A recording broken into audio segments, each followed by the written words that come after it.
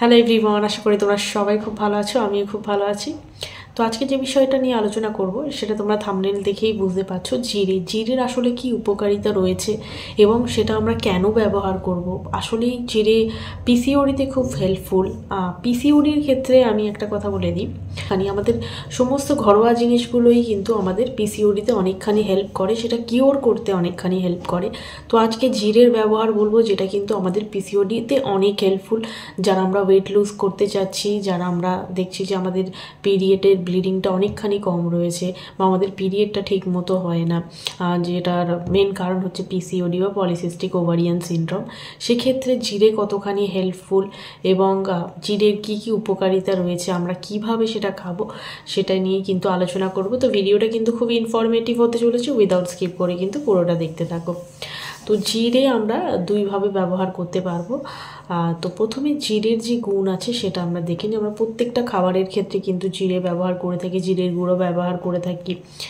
সেটা চাট মশলা হোক, সেটা চাট মশলা হিসেবে হোক, বা আমরা পকোড়া করি, বা আমরা তরকারি করি, বা আমরা চানা করি, স্যালাড করি, সব কিছুতেই কিন্তু আমরা জিরে ব্যবহার করে থাকি। তবে অনেকে জিরে পছন্দ করে না।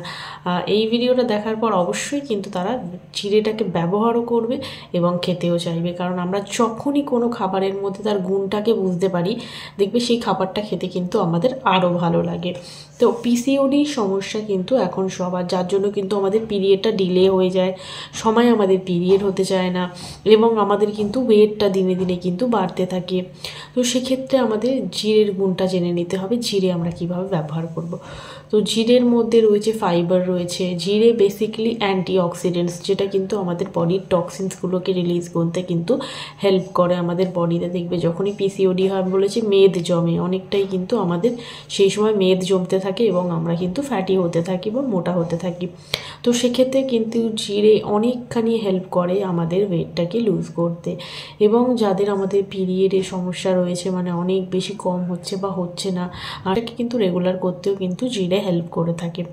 তো জিরের মধ্যে ফাইবার রয়েছে, ম্যাগনেসিয়াম রয়েছে, জিরের মধ্যে প্রচুর পরিমাণে মিনারেলস রয়েছে, অ্যান্টিঅক্সিডেন্টস রয়েছে।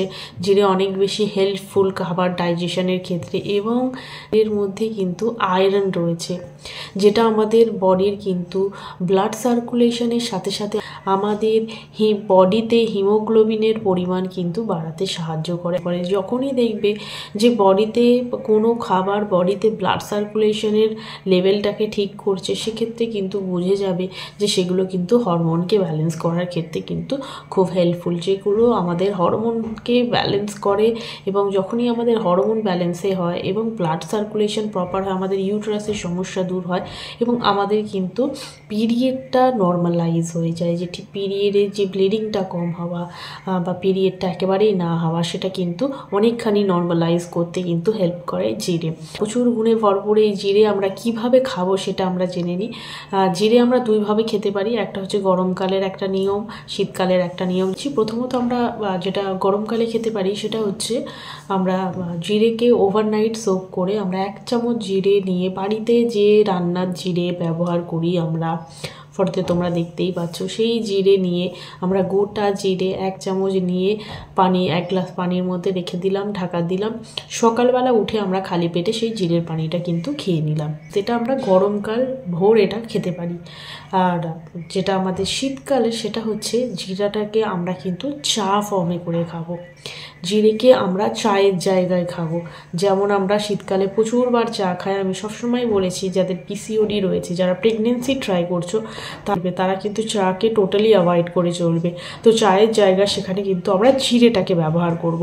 জিরেটা আমরা কিভাবে ব্যবহার করব, আমরা যে পরিমাণ আমরা চা খাবো তার থেকে একটু বেশি পরিমাণ আমরা পানিটা নেব, পাত্রের মধ্যে দেব, গ্যাস ওভেনটা জ্বালিয়ে দেব। তারপরে আমরা কিন্তু 1 চামচ পরিমাণে গোটা জিরে তার মধ্যে দিয়ে দেবো, বা সেটাকে ফুটতে দেব।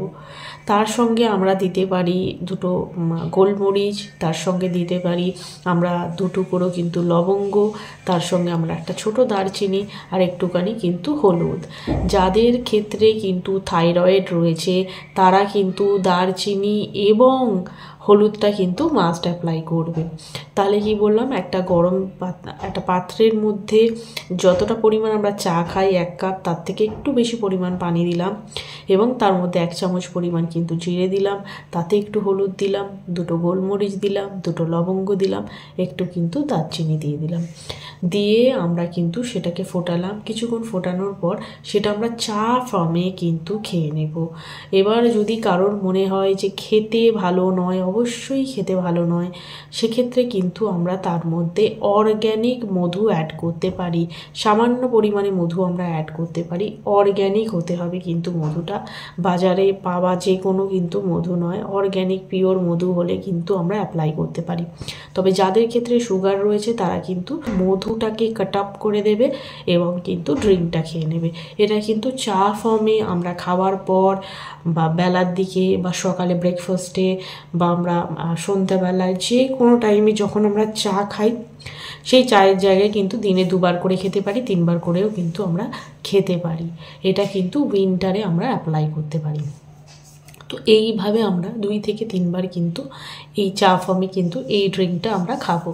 আর এর সঙ্গে আমরা যে জিরে গুঁড়ো ব্যবহার করি, যেমন আমরা প্রত্যেকটা রান্নার মধ্যে মাছের ঝোল করি বা আমরা যে কোনো সবজি করি তার মধ্যে যেমন আমরা জিরে দিই, সেইভাবেও আমরা জিরে অ্যাপ্লাই করে খেতে পারি। এবং স্যালাডে বা যে কোনো জায়গায় জিরের গুঁড়ো যেরমভাবে অ্যাপ্লাই করা যায় সেইভাবেও কিন্তু আমরা জিরেটাকে খেতে পারি। তবে যে টিপসটা দিলাম যে দুটো, তাতেই কিন্তু বেশি হেল্পফুল। বাকি যেগুলো খাচ্ছি তাতে কিন্তু হেল্প হবে, কিন্তু যেটা আমি বললাম যে টিপসটা যেভাবে আমরা জিরেটাকে ইনটেক করলে আমাদের ক্ষেত্রে সুবিধা হবে, সেটা হচ্ছে সেই দুটো নিয়ম, যে আমরা সকালে সোক করে আমরা সারা রাত সোক করে সকালবেলা খালি পেটে খেয়ে নিতে পারি, কিংবা আমরা চা ফর্ম করে কিন্তু খেতে পারি। এই উইন্টারে কিন্তু আমরা চায়ের ফর্মে কিন্তু খেতে পারি। কিছু না হলেও 1 মাস কিন্তু আমরা এভাবে ট্রাই করে দেখতে পারি। তাতে কিন্তু আমরা বুঝতে পারবো যে আমাদের শরীরের মেদটা কিন্তু অনেকখানি ঝরে গেছে, আমাদের ওয়েট লুজ হয়েছে এবং অনেক ক্ষেত্রেই কিন্তু আমরা দেখতে পাবো যে আমাদের পিরিয়ডটাও কিন্তু ঠিক হয়ে যাচ্ছে। তো আশা করছি ভিডিওটা অনেক হেল্পফুল লেগেছে। যদি ভিডিও ভালো লেগে থাকে তাহলে লাইক, কমেন্ট, শেয়ার, সাবস্ক্রাইব করে দিও। চলো আবার আসছি নতুন একটা ভিডিও নিয়ে, ততক্ষণের জন্য টাটা।